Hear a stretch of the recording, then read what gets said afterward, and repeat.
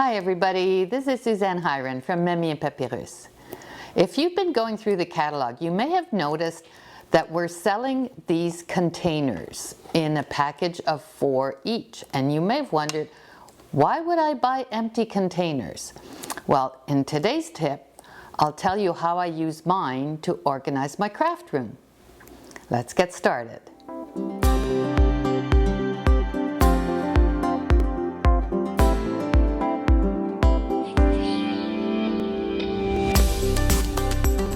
Let's start with the smaller of the two. You see there's a wide one and a narrow one. So this one is the usual stamp case that we get when we get our stamps. So why would we buy an empty one? Well, I use it to put my paper pumpkin stamps in. When I get paper pumpkin and I have leftover pieces, I put the stamp in with some of the leftover dimensionals, and I have it for use another time or just to use the stamp set. Another use I have for it is to put my watercolor pencils. So I just cut out the cardboard box they came in, slipped it in the insert, because in every case you have an envelope insert right here where you can slip in some information or paper. I do it with the paper pumpkin. I do it with the watercolor pencils. All right, so also what you can do when you're working on a project and you don't want to dirty it, you can't finish it up all at the same time. I just put my pieces in here and save it. It keeps it clean. All the pieces are in one place, and I leave it till I'm ready to work on it again. Now let's move on to the bigger one. This one I use all the time.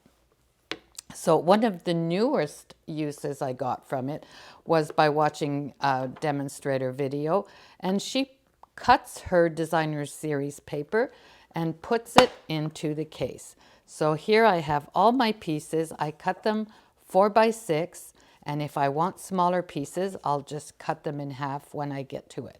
So I put all my pieces in here. They're ready to go, ready to line an envelope, ready for a card, and I have the matching colors and the description of the paper in my insert. So that's one use for them.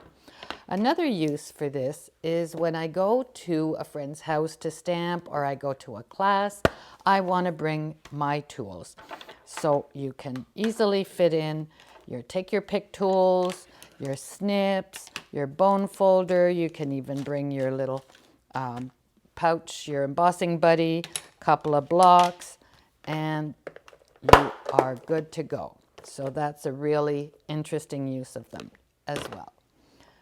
Another thing I use them for is to put all my rhinestones together. So I get the different colors. I've identified it here on the side of the container. I've got one for rhinestones, one for pearls, and one for dots. So that's another use for it. What I use it all the time for as well is to put my paper scraps for white and vanilla. So when you cut your layers for your card, open it up here, you're always left with 3/4, 1 inch, 1/2 inch, and you don't really want to throw them away, but you don't want them just all over the place on your work surface. So I put them in my container here. I'm getting to have a little bit too many. So if I don't use them, I'll just throw them out, but I tend to use them a lot when it's time to do some sentiments for my cards. So that's another use for it. And last but not least, I'm sure you'll find many more uses for it. I put this foam that comes with your brush attachment for the take your pick tool. So when I have delicate dies to run the take your pick tool on, I just open up my case and I just use my brush on this. This keeps them together. I know where to find them, and they're nice and tidy. Well, I hope this was a good tip for you and that you're going to enjoy using those empty cases. They won't be empty for long. Talk to you soon.